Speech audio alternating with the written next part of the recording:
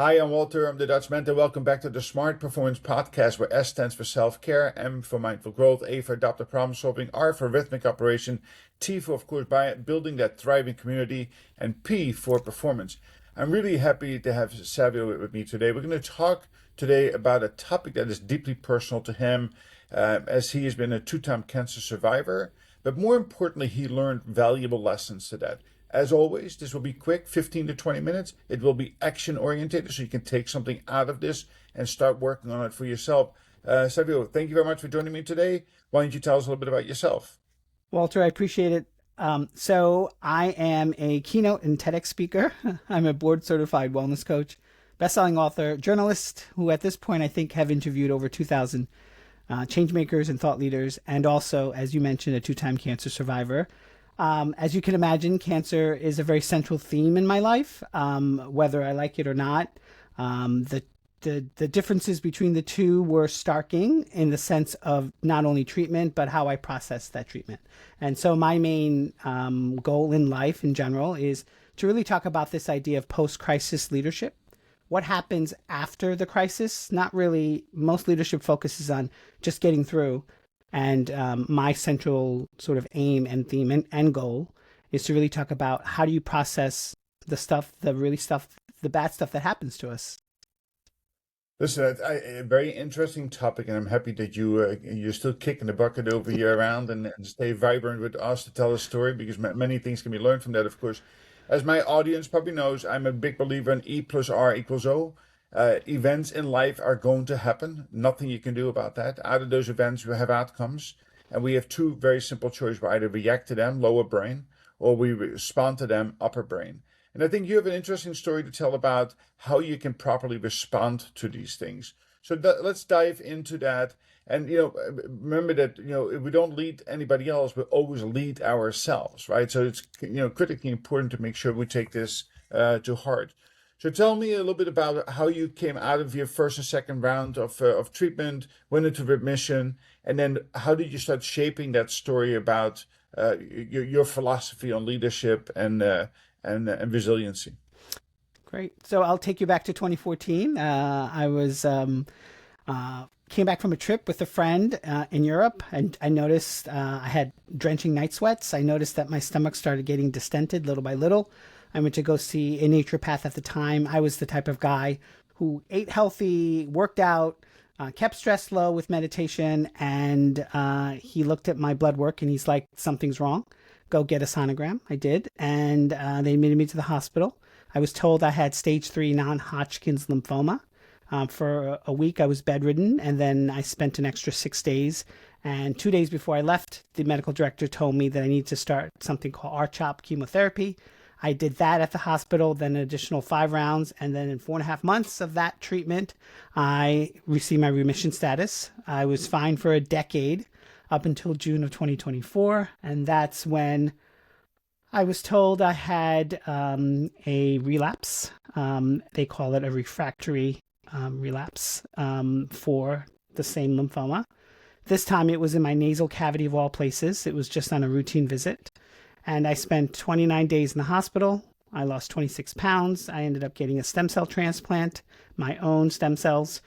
And then I also did an additional 5 months of immunotherapy. And then I did about 4 months of physical therapy.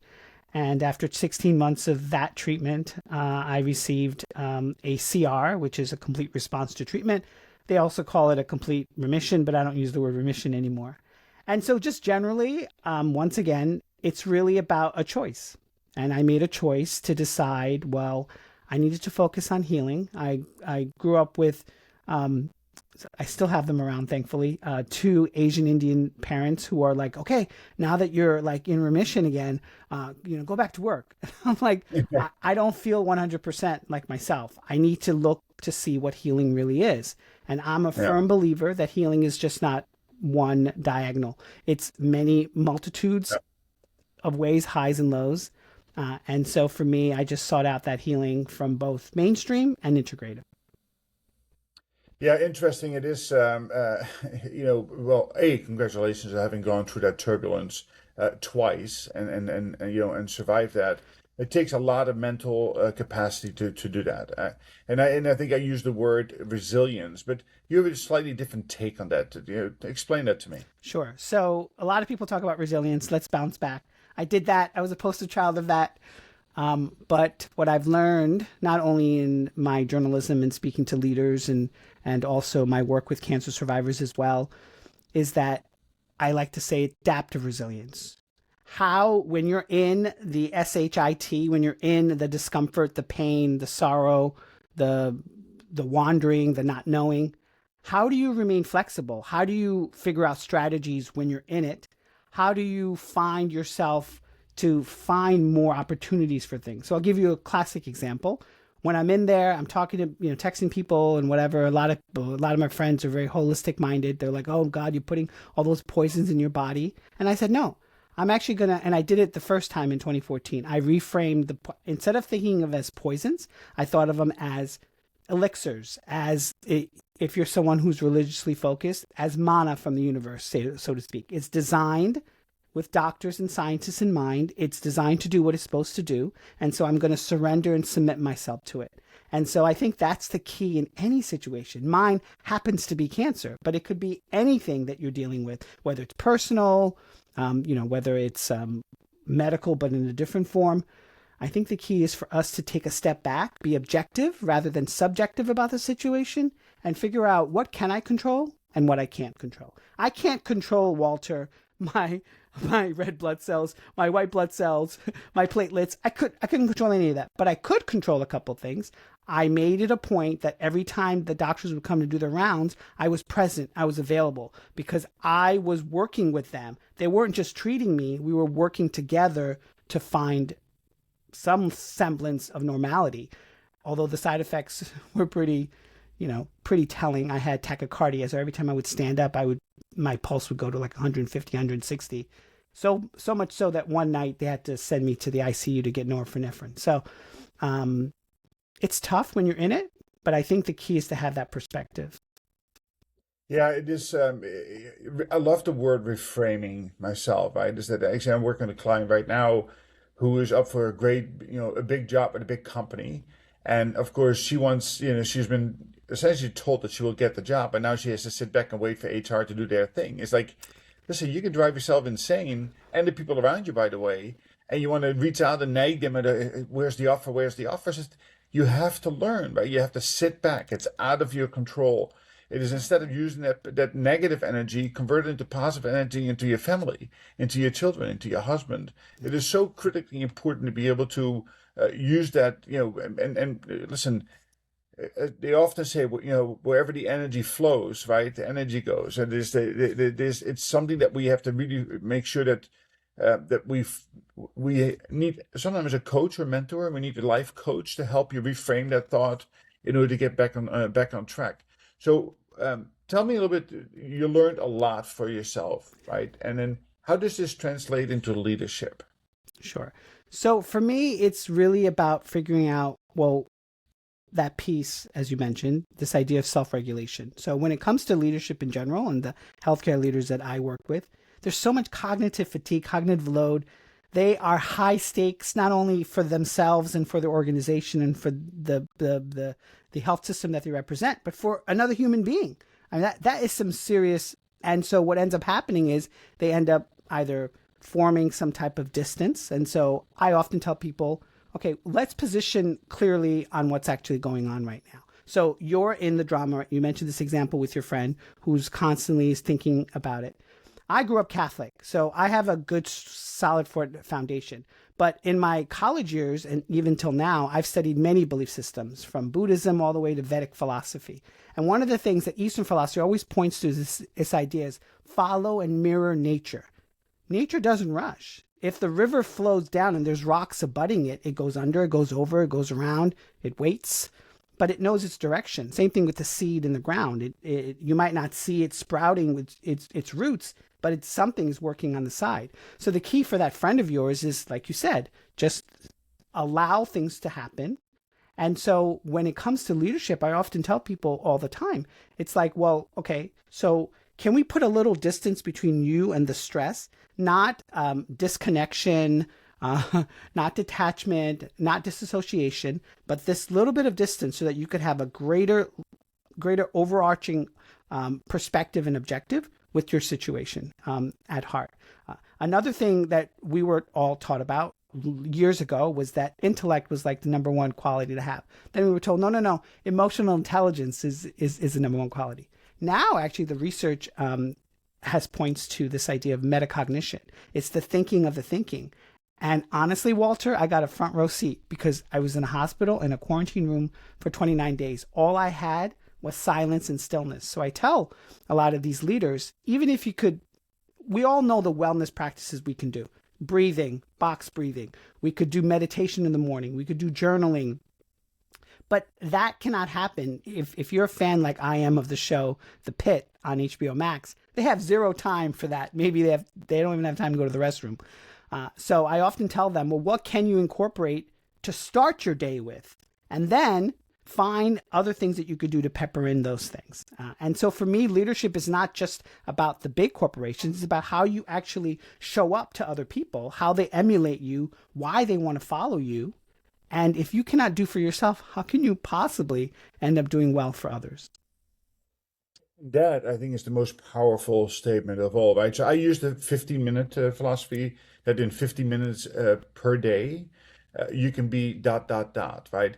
And that's why it's so important in the morning that you start off with reframing, you start with meditation, you start with words of gratitude, you start with visioning to set your day up for success. But it's even more important when you have these moments of stress, that taking that distance is go into the med room, go into the nurse's lounge, go into the bathroom for that matter, and take that 2 to 3 minute micro time out. Distance yourself that brings you clarity, and it also drops your blood pressure, your pulse rate, and you can use your box breathing, all the other techniques can be there. But doing them is so much more important than just talking about that. And that's one thing I've seen time and time again with clients, is that they want, everybody in today's world want to have instant gratification, right? Everything needs to be done and be set in place. But what we are talking about are not skills, right? These are not, learning how to weld. This is about a behavior, and a behavior change takes time. And that is really, the biggest sticking point is that if I want, you teach me a behavior, I love it, but now why can't I do it day after day? Well, because you are standing in the way of your own behavioral change. And that's really, getting people out of the lower brain into the upper brain, and making sure that people learn how to adapt to new habits and behaviors, to create new normals. So for yourself, as you went that journey, because I'm going on a limb here, but I'm pretty sure there were some dark days during your treatment periods. So what would you say, what did you learn from that period that you would say to a leader today that is under stress because of a strike, or there is financial duress, or there is family duress, or whatever, personal, physical? What would you tell them on how they can emerge out of that? Yeah. So there's a few things in here. So in my day-to-day with healthcare leaders, we talk about the specifics, right? So preventing costly strategic reversals. People are like, what's that? Well, that's like when practices were initiated, but then they realize it's not so much to the greatest standard of care. Then we talk about accelerating post-ramp. Okay, like for example, COVID and the innovations that happened. Well, now how do we get to baseline again? Obviously improving, ROI and all those things. Those are wonderful terminology, things that are industry specific. But generally, I go back to what I spoke out on the TEDx stage. I did a TEDx talk about 3 years ago, definitely before my relapse. And it was entitled 7 Minutes to Wellness, How to Love Your Inner Stranger. And people say, inner stranger, what are you talking about? And I'm like, I left it vague on purpose. I said, so they're like, so what's your inner stranger? I'm like, well, my inner stranger is that young person who never felt grounded and rooted in my whole, most of my adult life. I always felt like I didn't really kind of belong. I was good at touching base with everyone, but never really felt it. And then the person was like, oh, I think for me, my inner stranger is that idealized version of that professional woman, or that great mother, or that wonderful sibling that I just can't aspire to be. I'm trying to reach. And so in the beginning of my TEDx talk, without giving too much, I actually ask a question. I say, have you ever stared at the mirror and not recognized the person who was reflected back at you? And people are like, whoa. And I'm like, yeah. Because at the end of the day, I have a framework, and it's a really mini framework between besides my larger framework, which is the adaptive resilience framework. And basically, it posits, it's an acronym called ALOHA. So A stands for acknowledge. So acknowledge where you are. Don't pretend. Whether that's a word vomit or thought vomit, just put it all out there. L stands for listening. So listen to your inner self. Now, this sort of, as we know, aloha in Hawaiian means hello. And so in Hawaiian, there's a healing modality called huna healing. And in huna healing, they believe that the body not only is physically there, but it resonates an energy. It sends us messages, sensations, but also speaks to us. And so they believe that you can actually talk to the different organs. Now, I don't expect people to do this in front of other people, but in the quiet places of your own home, you can kind of try it and see what that might give you. It's probably not going to give you any type of words, but it's going to give you a feeling of some kind. O stands for opening. So open yourself up for that information. So whatever your belief system is, you're just exploring yourself. So it's no big deal. H stands for harnessing. So harness all that information, make the mental connections, figure out for yourself what works, what doesn't work, what you can add, what you can subtract. And A is the most important, it's acting. But I say it's the caveat of courage. So act with courage on those things that you learn. So it's called the Aloha Reboot. It's very simple, 7 minutes. And so I often tell people you can incorporate that in your day-to-day. It doesn't have to be, oh, I don't have any time. Take one of the acronyms and try to implement that throughout the day. Love it. I mean, that fits right into that 15-minute model. You still have 8 minutes left over you to do for 7 minutes, right? That's Absolutely. on that, looking at my half glass full, from a glass half full perspective. So very, very insightful information. Where can we find you?